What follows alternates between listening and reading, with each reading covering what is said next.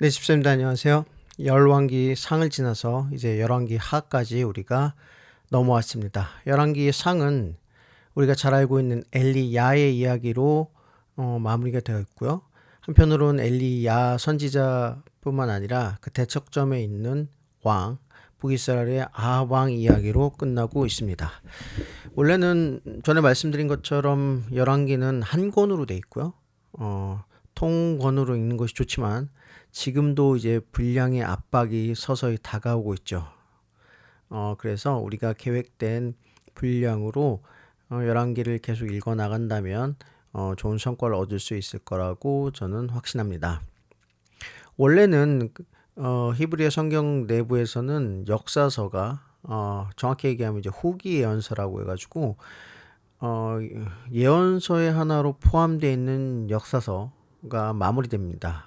그러면 뒤에 나오는 역대상 하나, 그다음 뭐 에스라 느헤미나 뭐 등등의 에스더서 같은 건 역사서가 아니냐. 엄밀히 말하면 히브리어 성경, 그러니까 유대인들이 이해하고 있는 역사에는 포함되지 않습니다. 그러나 우리는 개신교인들이고 개신교에서 받아들이는 70인역이나 불가타 혹은 그 이후에 나온 루터 성경들은 역사서가 계속 이어지고 있다. 이렇게 보는 것이 정설입니다. 정설. 그래서 우리가 에스라 느헤미야까지 읽어낸다면은 고대 이스라엘의 역사를 어느 정도 머리에 염두에 두고 성경을 통독할 수 있다. 이렇게 말씀드리고요. 오늘은 역사서에 대해서 또 열왕기에 대해서 또 할 말이 있으시겠냐 하겠지만 네, 할 말이 많습니다. 대략 5가지고요. 네, 첫 번째 말씀드리겠습니다. 지금 중요한 사실은 역사서임에도 불구하고 왕들의 이야기도 많이 나오지만 더불어서 우리가 늘 염두에 되는 이야기, 선지자 혹은 예언자들의 이야기들이 많은 분량을 차지하고 있습니다. 열왕기하는 특별히 시작전부터가 엘리야의 활동이 마무리되는 장면부터 시작해서 엘리사의 이야기로 이어지고 있습니다. 그러니까 엘리야의 이야기에서 엘리사로 이어지면서 예언자의 임무나 권위가 이렇게 넘어가게 되는 거예요. 왜 이런 관점이 중요할까요? 성경을 통독하다 보면은 여러 가지 의문점이 생기지만 우리가 지나가고 있잖아요. 왜냐하면 우리가 정독이 아니라 통독을 하고 있기 때문에 통독의 목적은 성경에 있는 내용들을 내가 새롭게 알고 머릿속에 그림을 그려나가는 과정이기 때문이죠. 그런데 우리가 그래도 한 가지 집중해서 보아야 할 장면이 뭐냐면 기억나시길 거예요. 엘리야가 이세벨에게 쫓기고서 시내산으로 향했을 때 시내산에서 이런저런 일이 일어나고 하나님이 또 이런저런 이런 일이 일어나서 그 다음에 하나님께서 나타나신 다음에 엘리야에게 하나의 소명을 줍니다.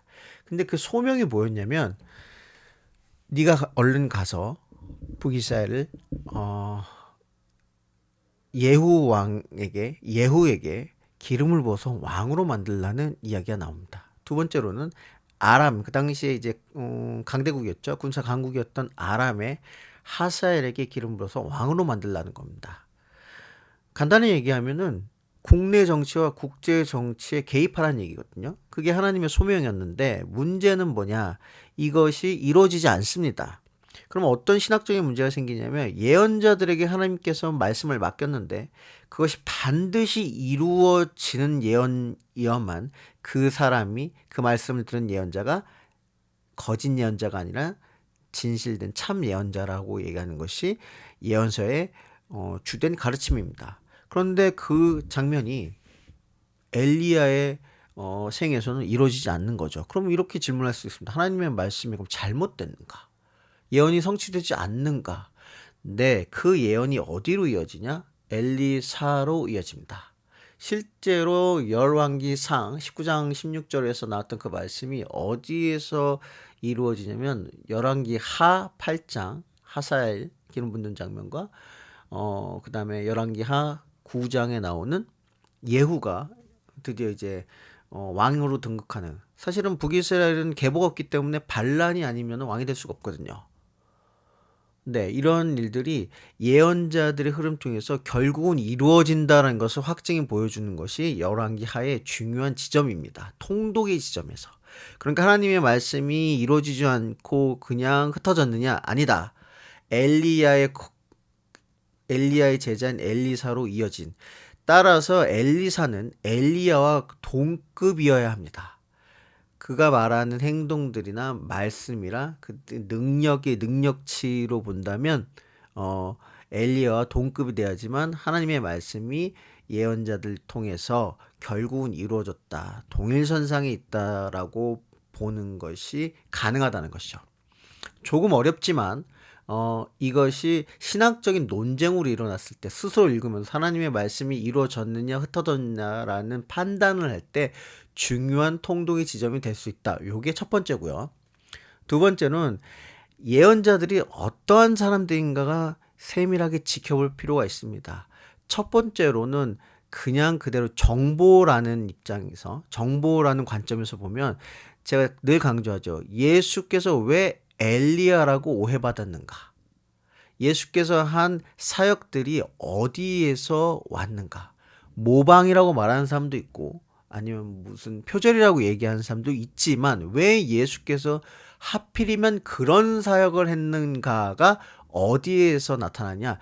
바로 열왕기 상하에 나오는 엘리야와 엘리사의 활동에서 많은 부분이 겹치고 있습니다. 이 얘기는 무엇일까요? 이거는 제가 명확한 답을 드리지 않겠어요. 왜냐하면 스스로 한번 성경을 보면서 왜 그럴까 한번 생각해 보는 기회를 드리기 위해서입니다. 이유가 있겠죠. 예수께서 그렇게 행동하신. 그래서 예언자들이 두 가지 사역을 하는데 제가 먼저 이것부터 말씀드릴게요. 지금은 이들이 왕과 대척점에 있는 거의 왕이랑 같은 지위에 있어서 왕에게 조언을 하고 왕이 잘못한 것이 있다면 질책을 하고 왕이 부족한 것이 좀 채워가는 과정 중에 있는 사람들이 예언자입니다. 그런데 나중에 이제 북왕국과 남왕국이 멸망하고 등장하는 아니면 혹은 그때 북이스라엘이 막 멸망하기 직전에 남유다가 막 멸망하기 직전에 등장하는 예언자들은 결이 달라집니다. 흔히 말한 이사야, 호세아, 아모스, 미가 등등등등 나오는 예언자들과 지금 열왕기 상하에 나오는 그다음 사무엘에 나오는 예언자들의 모습이 좀 다르다는 걸 인식하고 계셔야 돼요. 뭐가 다르냐? 이 사람들은 아까도 이전에 말씀드린 것처럼 궁중 예언자일 가능성이 큽니다. 이건 뭐냐면 왕을 보좌하거나 보충하거나 보필하는 따라서 두 가지 영역으로 나눠요. 공적인 영역에서 활동을 합니다. 이 공적인 영역에서 활동한 것과 사적인 영역에서 활동 두 가지로 나뉘는데 이 설명 과정이 굉장히 신화적이고 동화적이다. 그래서 우리 또 비판적이고 객관적인 시선을 유지하려는 이제 젊은 층들에서 굉장히 받아들이기 힘든 본문들 중에 하나예요. 흔히 말한 기적과 표적의 이야기들입니다.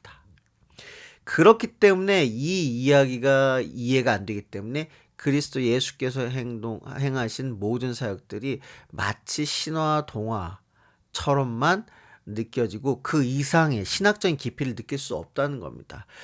반대로 말씀드리면 예수께서 활동하신 그런 기적들과 기타 등등의 활동들을 신학적으로 이해한다는 것은 하나님이 인간에게 어떤 의도를 가지고 어떻게 활동하시는가를 이해하기 위해서는 엘리야와 엘리사가 어떤 신학적인 관점을 가지고 활동했는지 이해하는 게 굉장히 큰 도움이 된다는 게 제 개인적인 생각입니다. 저는 이제 구약 전공자잖아요.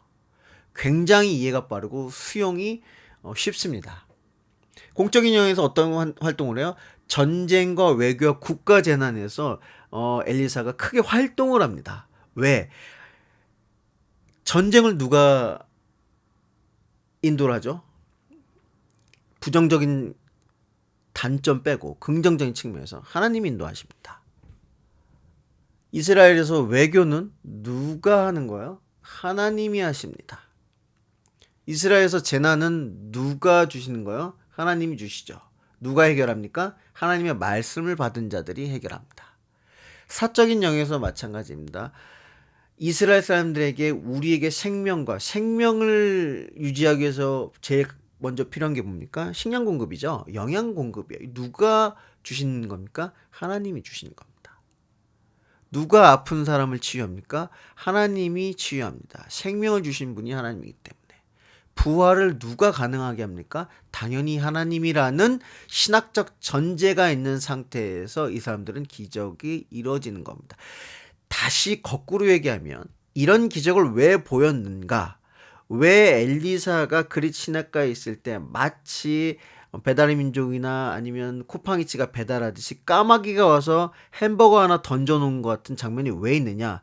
그것이 사실이냐 아니냐? 어떠한 방법으로 이런 것들이 논리적으로 객관적으로 과학적으로 증명 가능한 영역에서 보여지는 것이냐가 아니라 왜 하나님께서 그러한 기적을 보이셨는가? 국가 재난 상태, 전쟁, 그리고 외교적인 위기 상황에서, 그리고 개인적인 어떤 생명의 위기 속에서 그런 일들이 왜 일어났는지를 파악하는 것이 우리가 통독의 목적이다. 이게 두 번째입니다. 오늘 내용이 길죠. 세 번째로는 지금 앞으로 왕들을 계속해서 우리가 열왕기 상에서도 말했듯이 신학적인 입장에서 평가하고 분석하는 내용들이 계속 반복적으로 나타납니다. 근데 기준점이 있습니다. 첫 번째는 뭐냐면 그 신명기에 나오는 제사죠. 그 장소, 우리로 따지면 예배 장소가 단일화됐다는 거예요. 여러 산당에서 드리던 예배들이 한 곳으로 통합됐습니다. 거기가 어디입니까? 예루살렘 솔로몬 성전입니다. 그러니까 북이스라엘은 이미 단과 베델에 금송아지를 놓고 제단을 설치했다는 그 이유 하나만으로도 북이스라엘은 멸망의 길을 갈 수밖에 없다는 게 암시되어 있다는 거예요. 마찬가지로 남쪽에서도 계속 반복해서 지적당합니다. 산당을 설치한다거나 예배 장소를 다른 곳에서 진행이 된다는 뭐 등등등 가지고 계속 질타를 받아요. 거기에 하나 더 더해져서 우리가 10계명에서 말하는 1계명, 쉽게 말하면 뭡니까? 다른 신을 섬기지 말라.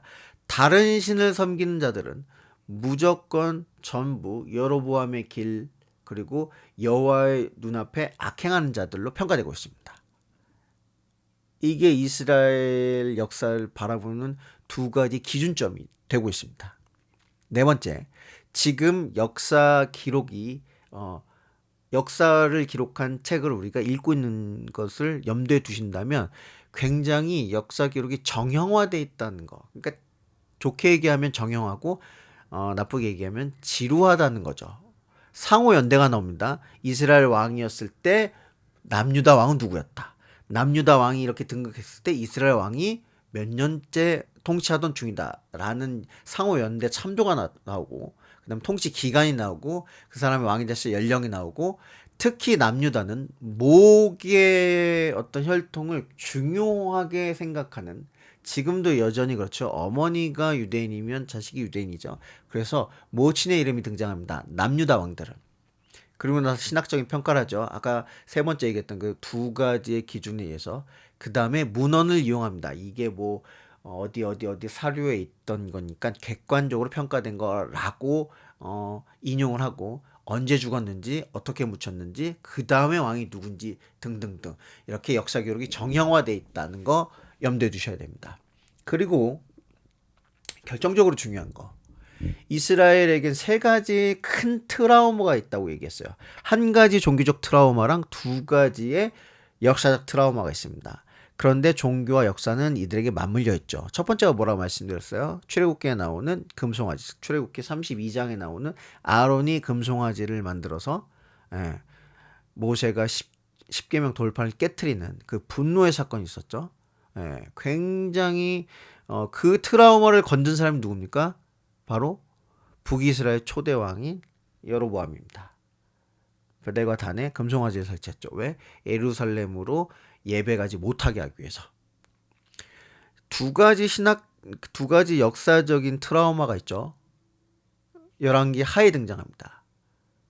기원전 722년에 북이스라엘이 멸망합니다. 나라가 멸망할 수 있지 않느냐? 네. 이스라엘의 이스라엘이란 나라는 누가 만들었습니까? 다윗입니까? 솔로몬입니까? 사울입니까? 하나님입니다. 하나님의 왕국이 망했다. 그때 당시 고대근동의 입장에서 보면, 그 시선으로 보면, 전에도 말씀드렸지만 다른 종교는 하나님이, 신이 인간을 택하지 않습니다.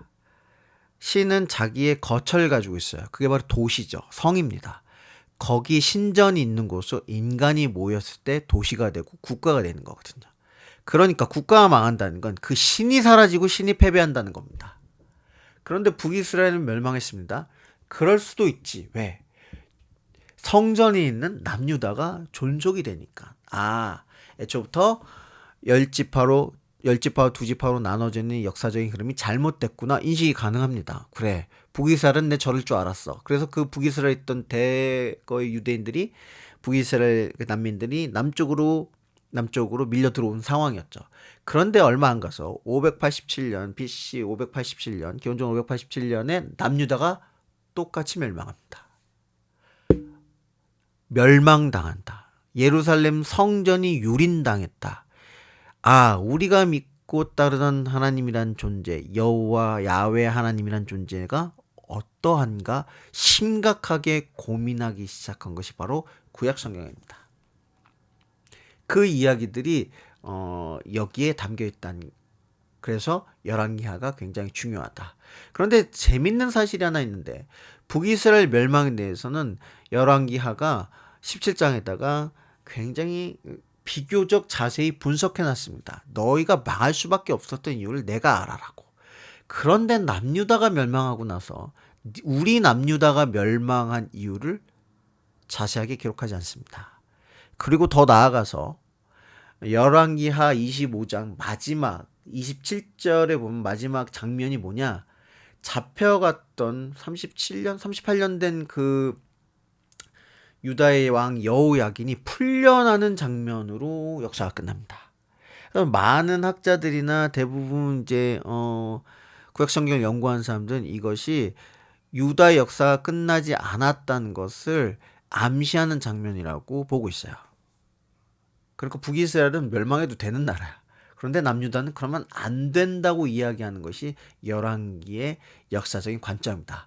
네, 많은 이야기를 했지만 이 5가지 당장은 알고 있지 않으셔도 됩니다. 그런데 성경을 우리가 처음 통독하지만 한 번 끝낼 것이 아니거든요. 깊게 읽기 시작하면은 여러 가지 생각이 듭니다. 눈에 보이는 것들이 있습니다. 그때 제 이야기를 다시 한번 떠올리시면 통독하는데 굉장히 큰 도움이 되고, 우리가 지금 기초반이지만 초급반으로 넘어가고 중급반으로 넘어가는 징검다리에서는 반드시 이런 지식이 필요하다는 걸 다시 한번 말씀드립니다. 서론이 길었죠. 바로 내용을 들어가 볼게요. 열왕기하는 크게 세 부분, 작게 세부적으로 따지면 네 부분으로 되어 있습니다. 첫 번째 부분은 엘리야 1장, 엘리야가 마지막 사역을 마치는 장면이 나와요. 이제 바알세불이 어디서 나왔냐? 사실은 이제 그 바알세불 기억나시나요? 예수님께서 귀신들 축출하고 축사 사역을 하니까 예수는 바알세불 지피는 사람이다 라고 이야기를 하죠. 그때 그 바알세불이 왜 등장하느냐? 엘리야 마지막 사역 때 아하시야 왕이, 북이스라엘의 아하시야 왕이 자기가 아프니까 바알세불한테 내가 나을 수 있는지 없는지 의뢰하는 장면이 나와요. 우상숭배죠. 네, 그 장면으로 엘리야의 사역이 마지막으로 마무리가 됐고, 이제 2장부터 9장까지는 엘리야의 이야기가 등장하고 10장부터 17장까지는 북이스라엘의 이야기, 북이스라엘이 멸망할 때까지의 북이스라엘과 남유다의 이야기들이 중심으로 펼쳐지고 있습니다. 그리고 18장부터 25장까지는 북이스라엘이 없는 상태에서 남유다가 멸망하기까지의 남유다의 이야기를 주로 하고 있다. 네, 2장부터 9장까지 엘리사 이야기를 보면, 네, 오타네요. 엘리사 이야기죠. 네, 엘리사 이야기를 보면은 2장 보면 엘리사의 승천 이야기가 나오죠. 네, 뭐 이런 것들이 동화적이고 신화적인 이야기 때문에 젊은 층들에게 공감을 얻지를 못하고 있어요. 이 얘기는 그냥 엘리사가 엘리야에게 똑같은 권위로 이제 겉옷을 이제 받는 장면이 나오죠. 그런 장면이다. 3장에 가면 이제 드디어 엘리사가 어떤 활동을 하느냐. 3장은 이제 모압과의 전쟁에서 뭐 가뭄이 나고 이제 자세한 사항까지는 제가 말씀을 안 드릴게요. 오늘 내용이 기니까. 그래서 국가적인 전쟁 재난 상황에서의 활동. 4장은 과부의 기름병을 채워주는, 그러니까 식량을 채워주는 그 수넴 여인의 죽은 아들. 어떤 장면과 유사하죠? 엘리사의 이야기는 엘리야의 얘기랑 거의 동일합니다. 그리고 여기 뭐가 나와요? 그 떡 20개인가요? 20개로 100명을 먹이는 오병이어와 칠병이어를 생각나게 한 장면들이 여기서 나타납니다. 그리고 아람왕 군대 장군의 나아만의 치유, 이방인을 치유하는 장면이 나타납니다. 굉장히 특이하죠. 구약인데 지금 아직 이스라엘이 살아있는데 이방인을 치유한 아주 결정적인 장면이 나오는 것이 열왕기하 5장입니다. 근데 6장에는 이제 아람과의 전쟁에서 이스라엘 도우는, 이것도 이제 국가적인 재난 전쟁 상황에서의 활동이고요. 이때 사마리아가 포위되거든요. 북이스라엘의 수도죠. 수도가 포위된 상태에서 그 유명한 이제 뭐 그림에서 보실 거예요. 엘리사의 그림을 보면 불말과 불병거, 군대들이 막 불 홀홀 타는 그런 그림들 보셨을 텐데 그 장면이 이제 6장의 장면입니다. 그 7장도 사마리아에 뭐 기근이 있는데 기근을 해결한 장면. 네. 엘리야와 유사하기도 하고 예수님의 활동과도 유사하기도 하죠. 그리고 나서 8장과 9절에 우리는 관심사가 없지만 이제 이스라엘 지금 역사의 진행 상황에서는 중요한 장면이 나옵니다. 오므리 왕조 다음에 예후 왕조가 등장하는데, 왕조는 여러 가지 이제 자기 아들들에게 물려주는 왕들의 계보가 왕조죠. 이게 왜 중요하냐면 사실 북이스라엘이 외교문서에 잡히는 장면입니다. 그러니까 북이스라엘이 진짜 존재했느냐? 네, 예후 왕조가 있다는 거를 외교문서에서 발견되고 있다는 거예요. 북이스라엘의 존재가 굉장히 강성했다고 알려져 있죠. 여기서 이제 예후가 등장하고, 예후가 등장하기 전에 이제 아람왕 하사엘에게 기름 부은 장면을 통해서 엘리사가 엘리야의 사명을 완수한 장면이 이제 8장에서 9장까지로 이어집니다. 그 다음에 10장부터는 이제 북이스라엘 역사를 이제 나열하고 있죠. 여기서 이제 북이스라엘의 예후의 숙청 작업들이 나오죠. 예, 여기서 이제 예후가 아주 나쁜 사람들로 비춰지지만 사실은 바알 숭배자를 싹 다 제거합니다. 그리고 아합과 관련된, 사실 기억나실지 모르겠지만 엘리야 이야기가 어떤 이야기로 끝났냐면 본인의 이야기이긴 하지만 아합 왕과의 대결에서 아합 왕의 몰락으로 이야기가 끝납니다. 아합 왕이 왜 중요합니까? 이세벨 때문이죠. 엘리야를 죽이려고 했고 바알과 아세라의 선지자들을 북이스라엘에 도입한 사람인데, 이 사람들이 예후를 통해서 제거되는 거야. 그러니까 다시 말하면 시내산에서 하나님께서 왜 하필이면 하사엘과 예후에게 기름을 부으라고 사명을 주셨느냐. 아합의 핍박, 그 다음에 이세벨의 협박에 쫓겨서 시내산에서 하나님을 만난 엘리야에게는 당연히 합당한 사명이겠죠.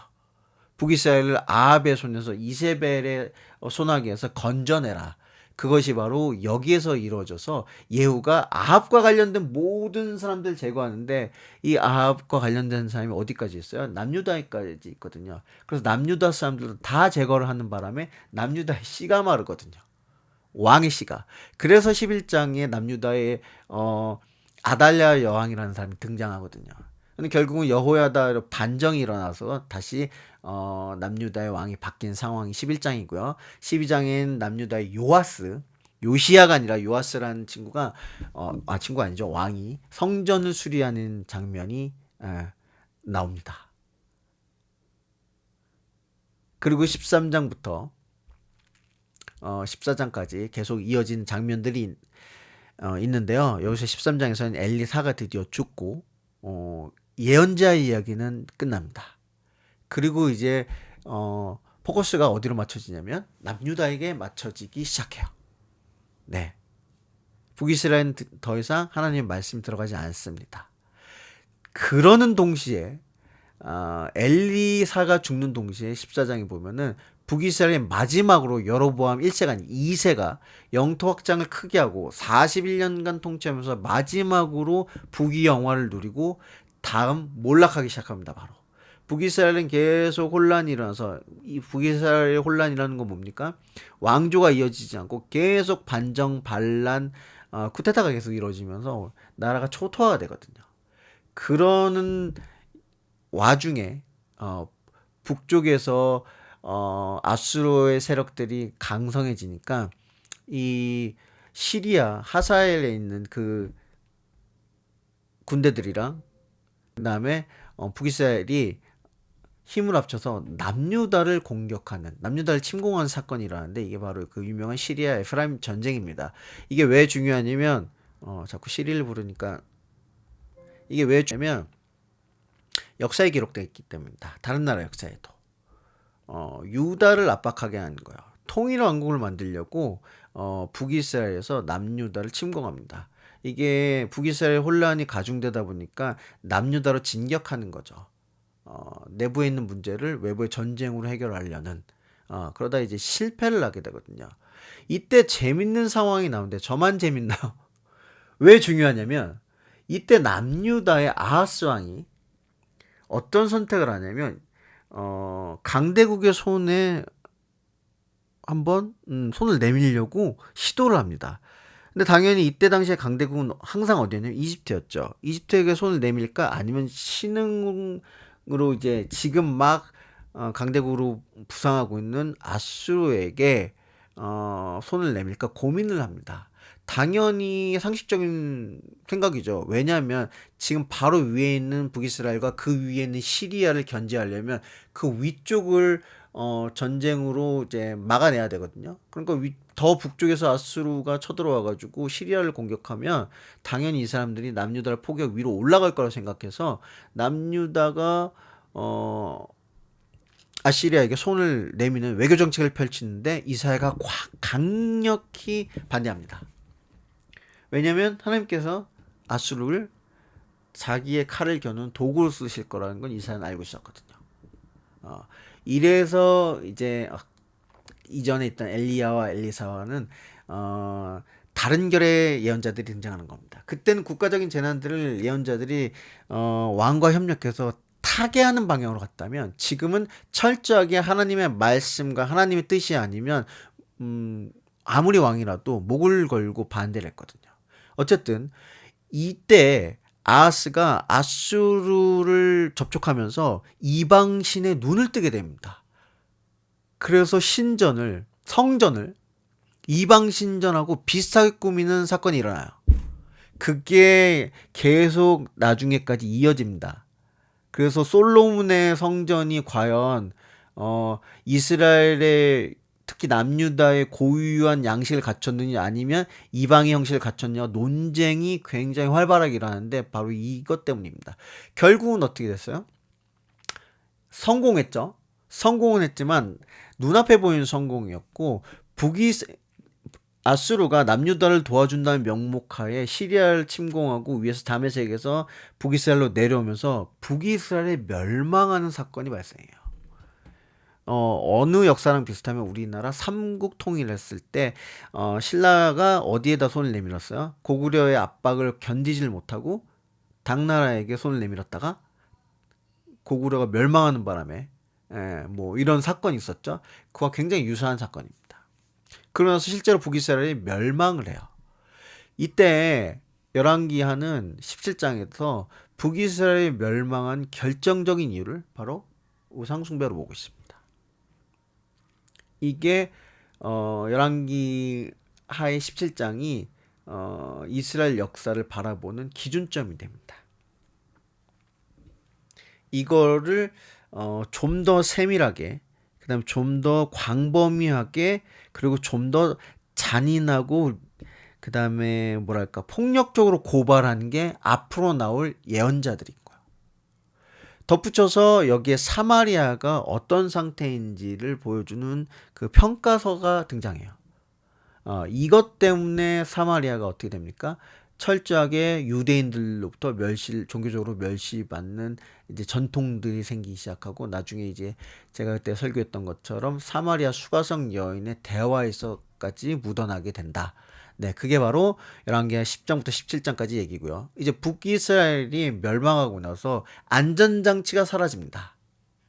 그러면 이제 남유다가 선택해야 될 땐 두 가지죠. 외교 정책을 펼쳐서 위로부터 이제 아시리아의 속국이 됐죠. 지금 위에가 아시리아 속국이 된 이 지역, 이제 사마리아 지역을 어떻게 완충지대로 설정할 것인가, 외교 정책 아니면 군사적인 정책이 이루어져야 되는데, 남유다는 굉장히 약소국입니다. 그러니까 외교 정책을 펼치려고 시도했겠죠. 남유다가 어떻게 이런 문제를 타개하는지 소개하는 장면들이 18장부터 25장인데, 첫 번째로 등장하는 왕이 히스기야입니다. 히스기야가 왕으로 있었을 때 결국은 예루살렘이 포위되는 사건이 나요. 가만히 있지 않겠죠. 이왕 진출한 거 남유다를 그냥 두지 않고, 그리고 항상 이때 당시의 전쟁은 어디를 선점하려고 했냐면 성전을 선점해야 됩니다. 그래야 이 민족이 끝난다고 생각합니다. 이 민족을 보호하는 신이 사라지니까. 그래서 예루살렘을 포위해서, 이때 당시 포위됐던 예루살렘의 어떤 모습이 굉장히 끔찍했다고 알려져 있죠. 네. 그런데 아이러니하게도 예루살렘 봉쇄가 실제로 풀리는데 역사에 기록되어 있습니다. 워낙 큰 원정대였고 워낙 강대국이었기 때문에 아시리아의 그 역사에도 기록이 되어 있어요. 이때 당시 예루살렘을 포위하고 있다가 포기하고 돌아가는데, 각 나라의 입장이 다르긴 하지만 성경은 그게 바로 하나님이 하셨다는 게, 전염병을 돌기 위해서 읽어보시면 됩니다. 그래서 자신감을 얻은 히스기야가 하나님께서 나와 함께 하신다는 걸 알고 정책을 펼치다가, 그 다음 병이 들어서 또 이제 그 유명 히스기야 기도가 나타나죠. 내가 죽게 생겼는데 하나님 제 수명 좀 늘려주십시오. 이 본문을 근거로 한국교회가 그렇게 이제 신유 사역을 하고 신유 기도를 하고, 그 다음에 등등등등 이제 죽음을 앞둔 사람들한테 희망이 되는 본문이 되기도 했죠. 그러놓고 나서 히스기야 기도가 응답받고 나니까 히스기야가 점점 교만해져서 자기 딴에는 하나님을 의지한다고 이야기하지만 예언자 이사야가 계속 경고를 하죠. 그럼에도 불구하고 아수르를 잡기 위해선 다시 신은 강대국으로 부상하고 있는 누구? 바벨론하고 손을 잡게 되는. 그래서 바벨론의 그 외교 사절단들을 어디로 초대합니까? 신전으로 초대해서, 성전으로 초대해서 성전을 자랑하는. 그러니까 남유다를 무너뜨리기 위해선 성전을 무너뜨려야 얘네들이 정신적으로 망가지는구나를, 그거를 군사적으로 제공해버린 실수를 저지르게 되죠. 나중에 그래서 바벨론이 와가지고 성전부터 파괴합니다. 그러고 나자 히스기야가 죽고 나자 그 뒤에 뭐 자식들이랑 손자들, 므낫세랑 아몬의 악행이라고 하면 이제 당연히 이제 이방신들을 성전에까지 가져오는 악행, 21장이 그런 내용이군요. 그러고 나서 항상 이 역사가 그렇습니다. 최고의 악으로 달릴 때 마지막으로 잠깐 크게 부흥하는 그때가 나타나고, 북이스라엘은 여로보암 2세였죠. 남유다는 요시야였습니다. 요시야는 왜 중요하냐? 요시야가 신명기의 원전으로 알고 있는 율법책을 성전을 수리하다가 발견했는데 굉장히 특이한 그 진술이 나타나요. 요시야 왕에게 보고를 하죠. 이런 책들 발견했는데 이걸 읽어보셔야 되겠다고. 그래서 대제사장 서기관들이 거기서 이제 낭독을 하는데, 낭독을 듣고 있던 요시야가 분개를 하고 옷을 다 찢어버립니다. 회개를 한다는 거죠. 우리가 단 한 번도 여기에 나와 있는 유월절을 지킨 적이 없다는 겁니다. 굉장히 충격적이죠. 그러면 지금까지 제사를 지내고 뭐 하나님 말씀대로 살아왔다고 이야기하는, 성경은 그렇게 진술하지 않습니다. 그러나 한국교회에서 성경을 바라본 시선이 레위기 이후부터 지금까지 이스라엘 내부에서는 성전에서 이루어진 제사가 당연하다. 아니었다고 지금 요시아가 이야기하고 있는 겁니다. 한 번도 제대로 유월절 지킨 적이 없다. 유월절을 지킨 적이 없다는 건 그 이후에 무교절이나 초실절이나 뭐 초막절이나 대속절 이런 걸 지키지 않았다는 얘기거든요. 가장 기본적인 절기라. 그래서 요시아가 우리가 말하는 종교개혁을 단행합니다. 종교개혁을 단행하면서 뭐 각종 산당이나 아세라 그 상들을 다 갈아 마실 듯이 다 없애고 다 목을 치고 이러다가 슬슬 욕심이 난 거죠. 어디로 욕심 났냐? 북이스라엘도 원래 우리 땅이었잖아. 북이스라엘의 그 종교들도 우리가 내가 정화하러 가야겠다가 아수르에게는 어떤 느낌이었을까요? 자기네 영토를 침범하는 느낌으로 다시 전쟁이 일어나고 무기또에서 전사하는 사건이 발생하면서 남유다가 급속히 고꾸라지고 얘들 그냥 묶어두고 풀어주니까 지금 바벨론은 새로 부상해서 기존의 강자인 아수르랑 아시리아랑 전쟁 중이었는데 바벨론이 계속 아수르를 압박하고 있는 상황이었거든요. 안 되겠다. 이러다간 얘네들이 아시리아랑 손을 잡고 뒤에서 버티겠구나. 그래서 바빌로니아. 먼저 이거 말씀드릴게요. 상식적으로 아시리아는 아랍이죠. 아시리아는 어느 나라입니까? 지금의 이란입니다. 이라크입니다. 이라크. 아시리아는 이라크입니다. 이라크 민족이요. 이라크 민족을 누르고 급부성한 바벨론은 어디입니까? 제가 말씀 잘못 드렸네요. 네, 아시리아 민족을 누르고 아시리아 민족은 저 북방 민족이죠. 터키에서 내려온 아시리아 민족, 니느웨를 수도로 두고 있는 아시리아를 누르고 신흥으로 부상한 바빌론은 어느 민족이냐? 지금의 이라크입니다. 이라크. 수염이 이렇게 긴 이라크입니다. 느부갓네살 왕이라든가 이런 사람들. 이 사람들이 나중에 이 사람들을 누르고 새로 왕국이 등장하는데 그게 어디예요? 페르시아 왕국이죠. 페르시아 왕국은 지금의 이란 사람들입니다. 종족이 달라요. 언어도 다르고. 그러니까 아시리아와 바벨론이랑 페르시아는 정책도 다르고 종교도 다르고 다음에 남유다를 바라본 시선도 다릅니다. 결국은 바벨론에서 침공을 해가지고 예루살렘을 포위하고 예루살렘을 무너뜨린 다음에 포로로 보내는 게 두 번이죠. 1차 포로, 2차 포로, 포로로 보내고 결국은 예루살렘을 멸망시키고 완전히 속국으로 만들어버리는 상황이 발생하죠. 이때부터 1945년인가요? 그 이후로 기원전 587년 이후로 이스라엘은 항상 다른 민족의 속국이었습니다. 지금 전쟁이 바로 누구와의 전쟁인 거예요? 이스라엘과 남유다랑 페르시아의 전쟁입니다. 아직도 이어지고 있다는 게 기가 막힌 거죠. 어쨌든 이런 역사적인 흐름이 이어지고 있다는 거 만약에 읽다가 난 모르겠어. 너무 복잡하오. 이걸 언제 다 이해합니까? 저는 역사에 관심이 없어요. 숫자에 약합니다. 모르셔도 됩니다. 하지만 그 에피소드 안에서 평가되고 있는 하나님의 이야기는 한번 주의 깊게 읽어보실 필요가 있습니다. 그래서 나중에 통독을 하게 되면 이스라엘 역사를 따로 강의를 한번 들으셔야 돼요.